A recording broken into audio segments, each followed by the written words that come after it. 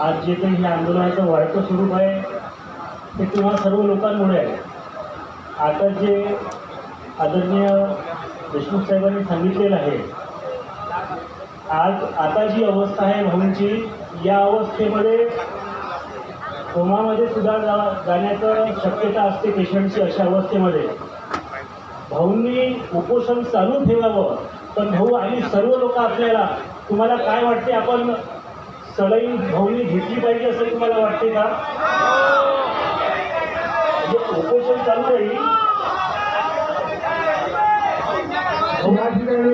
सर्व लोक एक हात जोडून विनंती करतोय, आपलं जे उपोषण सुरू आहे हे उपोषण आपण चालू ठेवू।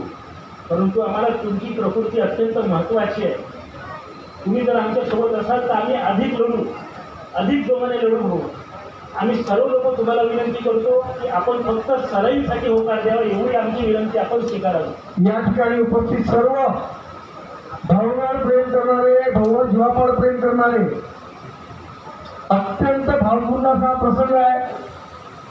शासकीय प्रशासकीय अधिकाऱ्यांनी सांगितलं, त्यांनी मेडिकल तपासणी केली।